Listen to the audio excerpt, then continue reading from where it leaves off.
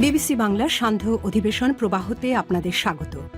আজ আপনাদের সাথে লন্ডন স্টুডিও থেকে আছি মানসী বড়ুয়া।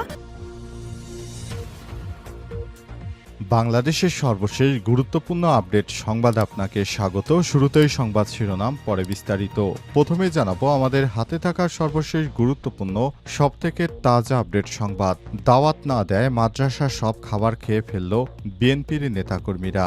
বরগুনা রামতলিতে একটি মাদ্রাসার ব্যবস্থাপনা কমিটির প্রথম সভা উপলক্ষে দুপুরের খাবারের আয়োজন করা হয়। তবে বিএনপিকে দাওয়াত না দেয় সব খাবার তারা খেয়ে ফেলেছে বলে অভিযোগ উঠেছে স্থানীয় বিএনপির নেতাকর্মীদের বিরুদ্ধে। এরপর জানাবো বাগেরহাটে হরতাল প্রত্যাহার, নতুন কর্মসূচি ঘোষণা। বাগেরহাটে 4টি সংসদীয় আসন বহাল রাখার দাবিতে পূর্ব ঘোষিত মঙ্গলবার ও বুধবারের অর্ধদিবস হরতাল প্রত্যাহার করেছে সর্বদলীয় সম্মিলিত কমিটি। এর পরিবর্তে জেলা ও জেলার সব উপজেলায় অর্ধদিবস নির্বাচন অফিসের সামনে 2 দিন অবস্থান কর্মসূচি পালন করা হবে। সনাতনী ধর্মাবলম্বীদের দুর্গোৎসবের প্রতি সম্মান দেখে সিদ্ধান্ত নেওয়া হয়েছে।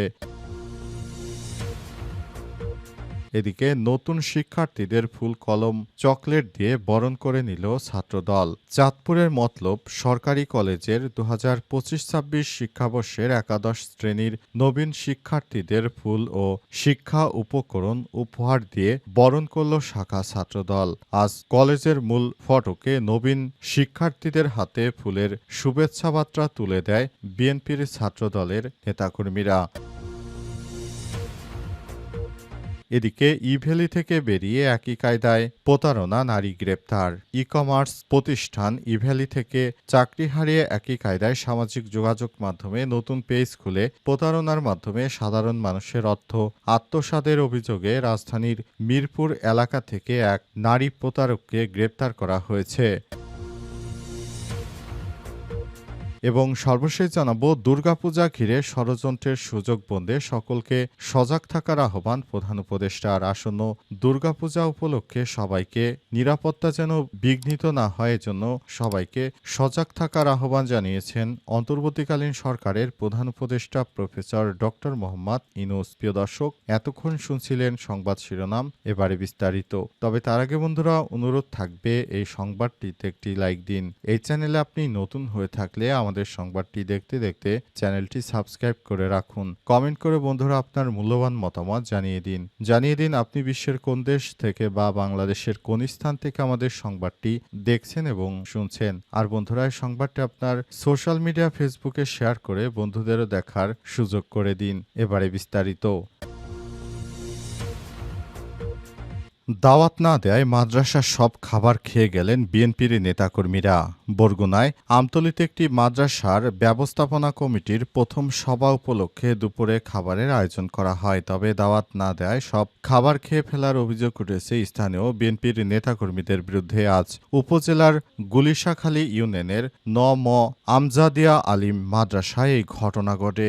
সোমবার 15 সেপ্টেম্বর বিষয়টি সামাজিক যোগাযোগ মাধ্যম ফেসবুকে ছড়িয়ে পড়লে তা নিয়ে এলাকায় ব্যাপক সমালোচনা সৃষ্টি হয়। মাদ্রাসা সূত্র থেকে জানা গেছে নবগঠিত ব্যবস্থাপনা কমিটির প্রথম সভায় শিক্ষক, শিক্ষার্থী ও গণমাধ্যম ব্যক্তিদের জন্য 50 জনের খাবারের আয়োজন করে মাদ্রাসা কর্তৃপক্ষ।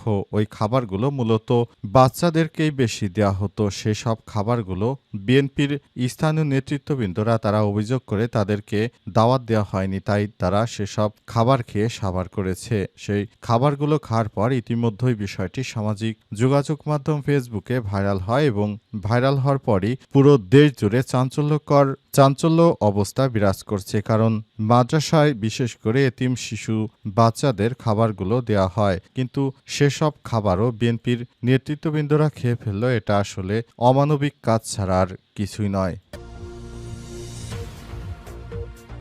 বাগেরহাটে হরতাল প্রত্যাহার, নতুন কর্মসূচি ঘোষণা। বাগেরহাটে 4টি সংসদীয় আসন বহাল রাখা দাবিতে পূর্ব ঘোষিত মঙ্গল ও বুধবার অর্ধদিবস হরতাল প্রত্যাহার করেছে সর্বদলীয় সম্মিলিত কমিটি। এর পরিবর্তে জেলা এবং জেলার সব উপজেলায় অর্ধদিবস নির্বাচন অফিসের সামনে 2 দিন অবস্থান কর্মসূচি ঘোষণা করা হয়েছে। সনাতন ধর্মাবলম্বীদের দুর্গা উৎসবের প্রতি সম্মান দেখে সিদ্ধান্ত নিয়েছে তারা। সোমবার 15 সেপ্টেম্বর বিকেলে জেলা প্রশাসকের কার্যালয়ের সামনে সর্বদলীয় সম্মিলিত কমিটির কনভেয়র এ এক বিজ্ঞপ্তিতে বিষয়টি জানানো হয়েছে। এ সময় জেলা জামাতের আমির আম এবং জেলা বিএনপির সদস্য সচিব বীর মুক্তিযোদ্ধা অ্যাডভোকেট আফজালুর রহমান আলমাস্য নেতাকর্মীরা উপস্থিত ছিলেন। সর্বদলীয় সম্মিলিত কমিটির কনভেনর ও জেলা বিএনপির সাবেক সভাপতি এম এ সালাম এই ঘোষণা দেন। জেলা বিএনপির সাবেক সভাপতি এম এ সালাম বলেন, আমরা সর্বদা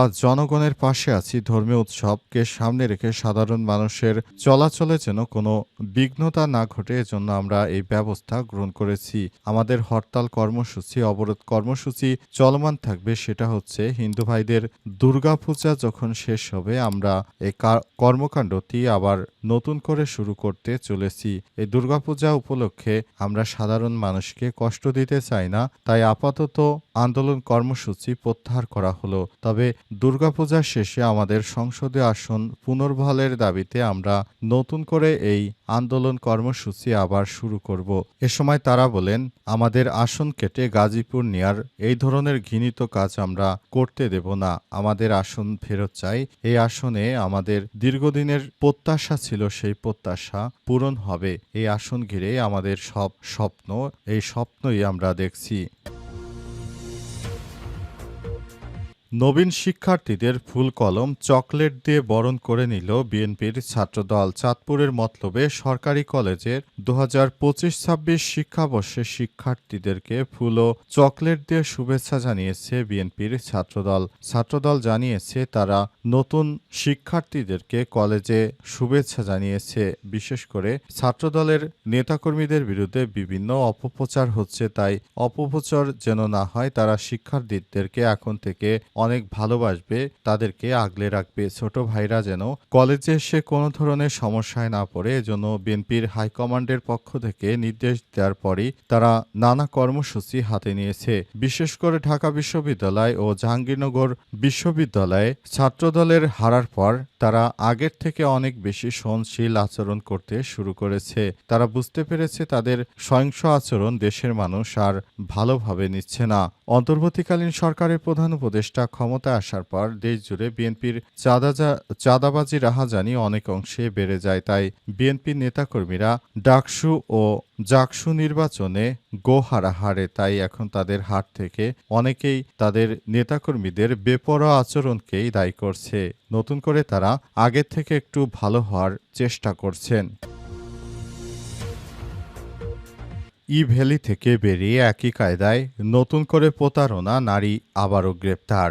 কমার্স প্রতিষ্ঠান ভ্যালি থেকে বেরিয়ে একই কায়দায় সামাজিক যোগাযোগ মাধ্যমে নতুন পেজ খুলে প্রতারণার মাধ্যমে সাধারণ মানুষের অর্থ আত্মসাতের অভিযোগে রাজধানীর মিরপুর এলাকা থেকে এক প্রতারক নারীকে গ্রেপ্তার করেছে ডিএমপির ভাটারা থানা পুলিশ। সোমবার 15 সেপ্টেম্বর গোপন সংবাদের ভিত্তিতে অভিযান চালিয়ে ফারহানা হক লুসি নামের ওই প্রতারককে আটক করা হয়। তার বিরুদ্ধে পিটি পেজ নামের একটি ফেসবুক পেজ থেকে গ্যাজেট অর্ডারের নামে গ্রাহকের কাছ থেকে প্রতারণার মাধ্যমে 15 কোটি টাকা আত্মসাতের অভিযোগ রয়েছে। পুলিশ জানিয়েছে ফেসবুক পেজে গ্রাহকদের কাছ থেকে অবিশ্বাস্য কম দামে আইফোন, আইপ্যাড সহ নানা গ্যাজেট দেওয়ার কথা বলে টাকা সংগ্রহ করত এই চক্র। কম দাম দেখে অনেকেই অর্ডার করতেন এবং অনেকেই ব্যবসার জন্য মোটা অঙ্কের টাকা বিনিয়োগ করতেন। তার মূল লক্ষ্য ছিল নারী গ্রাহকরা। প্রাথমিক জিজ্ঞাসাবাদে লুসি জানায় এই ব্যবসাটি ছিল প্রি অর্ডার ভিত্তিক, যেখানে গ্রাহকদের পূর্ণ অগ্রিম টাকা দিতে হতো এবং সাধারণত 2 থেকে 3 মাসের মধ্যে পণ্য পাওয়া যেত।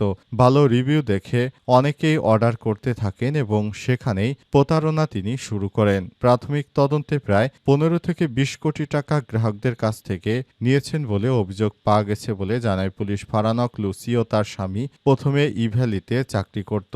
ভ্যালি বন্ধ হয়ে যাওয়ার পর তারা নতুন পেজ খুলে একই ধরনের প্রতারণার মাধ্যমে মানুষের কাছ থেকে অনেক টাকা আত্মসাৎ করতে শুরু করে। তারা প্রথমে ভ্যালি থেকে মূলত এই প্রতারণাগুলো শিখে এসেছিল। রাসেল ও তার স্ত্রী শামিমার প্রতিষ্ঠান ভ্যালি থেকে তারা এই ধরনের কাজ শিখে এসে তারপর নতুন করে আবারও তারা প্রতারণা করতে শুরু করে। প্রথম দিকে তারা কিছু পেইড কাস্টমারের কাছ থেকে কিছু ভালো রিভিউ নেয় এবং এই রিভিউগুলোকে মূলত কাজে লাগিয়ে তারা এই পেজের থেকে কোটি কোটি টাকা আত্মসাৎ করতে শুরু করে। তবে ভাগ্য ভালো যে অল্প মতেই তাদেরকে ঠেকানো গেল। আর যারা গ্রাহক রয়েছেন তাদের উদ্দেশ্য করে একটি কথা বলা হচ্ছে, আপনারা বুঝে শুনে তারপর যে কোনো পণ্য অর্ডার করবেন, তা না হলে প্রতারণার মধ্যে পড়ে গেলে তারপর নিজের অর্থ খোয়াবেন। সে বিষয়টি ডিএমপির পক্ষ থেকে বারবার সতর্ক করা হচ্ছে।